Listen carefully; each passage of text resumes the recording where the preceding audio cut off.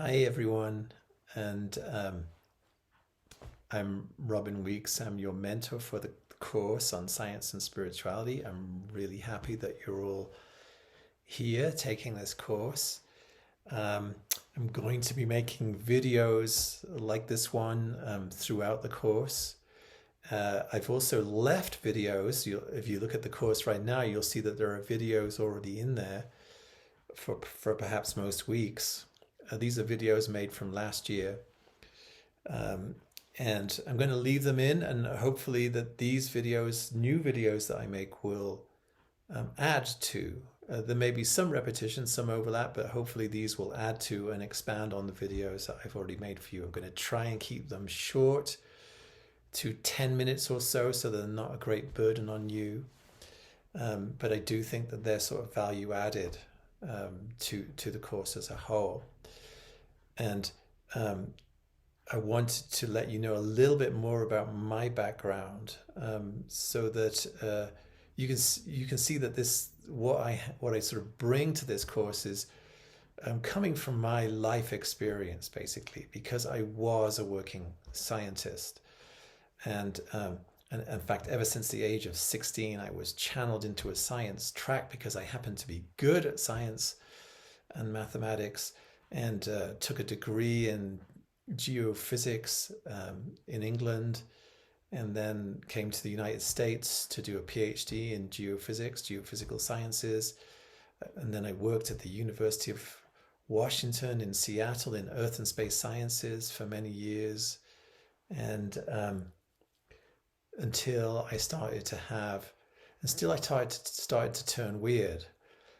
When I started to have spiritual experiences, um, as a result of doing various practices, trying out various practices, that started to reorient my focus, basically.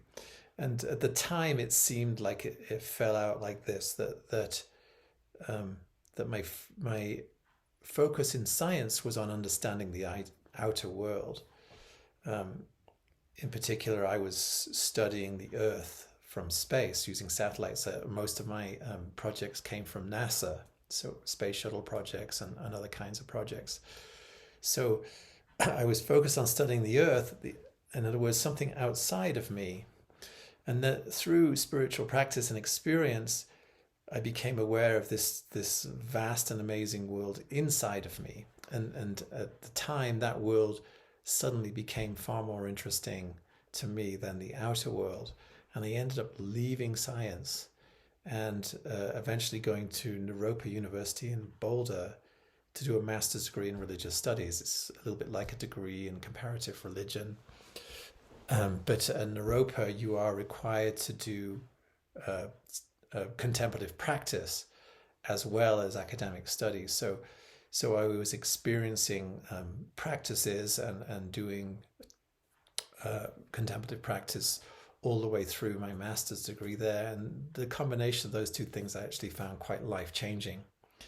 And that trajectory has ultimately led me here to be sat in front of you. And uh, and but when I went to Naropa, I was pretty convinced that I was done with science. I'm leaving that behind me. In fact, I was done with thinking. I was like, thinking is a problem, it's in the way. I don't want to be involved with the whole use of the cogs and wheels in this anymore. I want to sit in beautiful sacred silence. I want to connect with the divine. I want to have more experiences, essentially. And I'm not interested in that stuff that I used to do, basically. And what happened was, over the course of 2 years there, that that that's not what happened. It's that I slowly realized that I still love science. I still love the use of the mind. And it was just a matter of coming at those things from a different direction for me. And so I became very interested in this topic of science and spirituality, and I've gone on quite a little journey with it some of which is reproduced in this course. So hopefully this course kind of reproduces my own experience in trying to integrate these two aspects of myself, basically.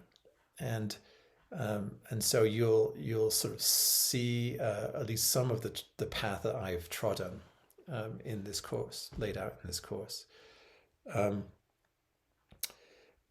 But I don't plan to answer any questions on. I mean, I don't think there are definitive answers to this idea of science and spirituality. Can they exist together? Can they coexist? Can they be integrated? That kind of thing.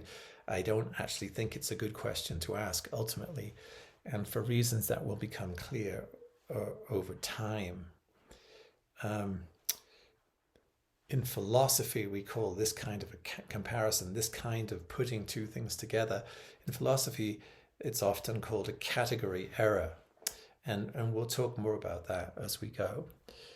So there's another way to go. There's a kind of another route to bringing things together into a whole, other than the sort of direct thought of bringing these two things together. Now, I know that many of you will be coming into this course with opinions about this issue already formed. And that's great, and I want to hear them. I definitely want to hear them. But I think because there's going to be some sort of surprises, some sort of directions and conclusions that might not fit the views you currently have. I think if possible, it would be great if, having expressed these opinions, we can sort of put them aside and then come at this with a kind of blank slate, a kind of open mind, and then see what happens. See when we come to the end of the 12 weeks, whether you are still in the same place, still have the same perspective that you might have right now. The question, of course, comes up, and I know it's relevant for many people who have taken this course in the past, who have sort of gone to science. There's a tendency to go to science for verification of our spirituality, so that science, there's this idea that science could back up and kind of prove that our spirituality is valid, that the spiritual dimensions of life, the spiritual approach to life, our spiritual nature could be somehow verified by science, and that would lend it this great authority. And that, I think, is a dangerous position to be in, and we'll talk about that as much as necessary as we go. But it's not a wise way to go at science. It's not a wise way to use science. But doesn't mean we shouldn't try, and we might as we go. But I think we need to become especially clear about that particular point, and that's going to be a part of this course too as we go. So can spirituality, can science lend support to, lend verification to, lend proof for our spirituality? It's an important question. And is that a good place to be looking for such proof, basically, verification? Having sort of expressed perhaps a little bit of skepticism about the idea that science supports spirituality, there is, in the last maybe 5 years, there has been some science, some approaches to science, some kind of new perspectives on science coming out of science itself that does take us to a kind of edge. It takes us to an edge where science is kind of itself. So science forms a very strong part of our worldview, and we're going to be looking at this for the first 4 weeks of the course. Science forms a very strong part of our worldview, but science is also in the process of dismantling that worldview as we speak. So there are new results in science from physics and neuroscience that are sort of dismantling the worldview that we've built up over the last 400 years. That's the basis of kind of the Western culture and civilization. That science itself is involved in dismantling its own foundations in a way. And so we need to know about that. And this is all so kind of recent, really, that it wasn't included in the course that I designed when I made it, maybe 4 or 5 years ago. It's not that long ago, but things changed fast. So I'm going to try and bring you some of that, probably via these videos, perhaps via a little extra reading as we go, so that you can sort of get a sense of this, how science is really kind of destroying the worldview that's been created with the help of science. And this kind of thing is often called a paradigm shift, and there have been paradigm shifts in the past. And we're currently, I think, in the midst of one. There's an ongoing paradigm shift that we're in the midst of, and we want to talk about that. So that's going to be an important part of this. And that in itself kind of lends support to a kind of deeper view of life, which I think of as being sort of spiritual. So while it isn't proof, it's like it gives us a kind of confirmation that we're on the right track when we're spiritual people. It's like our understanding of existence is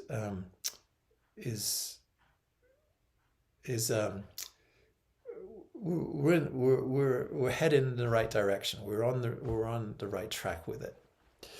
And that sort of can happen with science. So science it's not like it has no utility with respect to spirituality, but that utility is very much up for discussion and debate, and hopefully we will.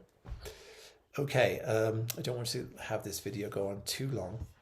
So we're going to be very concerned with, and I say this in the other video from previous years, worldviews. Worldviews are crucial. What has happened over the last 400 years in the West is we've built up and gotten ourselves entrenched very deeply in a particular kind of worldview. We have to understand that worldview to understand this topic of science and spirituality. Otherwise, we won't see to the bottom of it. We'll be at the superficial level.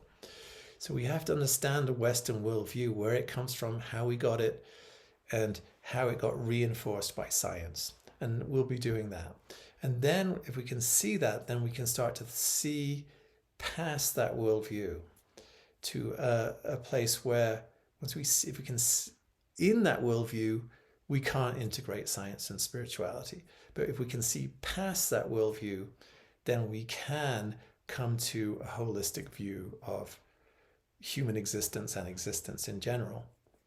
That is both intellectual and experiential, I believe, at least.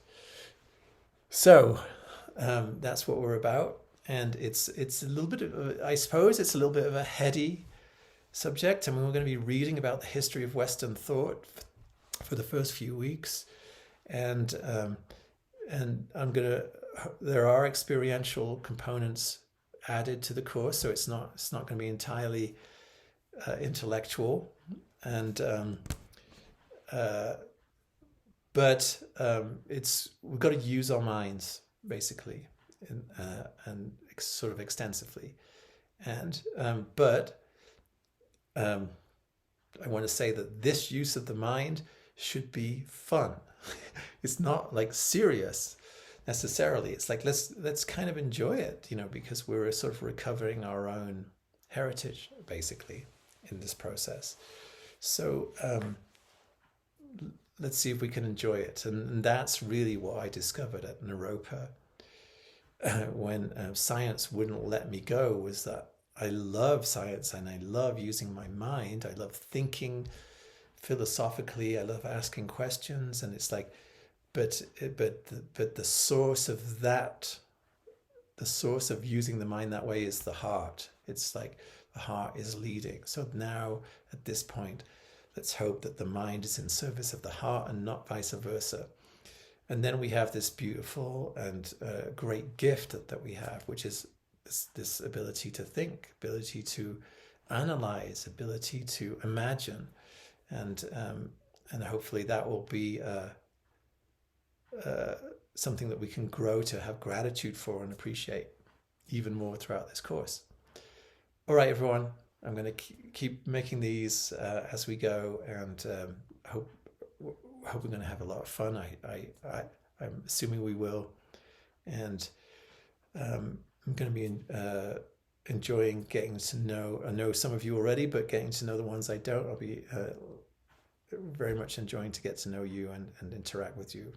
All right, and please share at great depth about yourself and your own experience and interest in this respect on all discussion boards as we go. Write extensively, write too much rather than too little, share a lot rather than a little, so that it makes the course ever richer and more interactive. Okay, everyone, talk to you soon.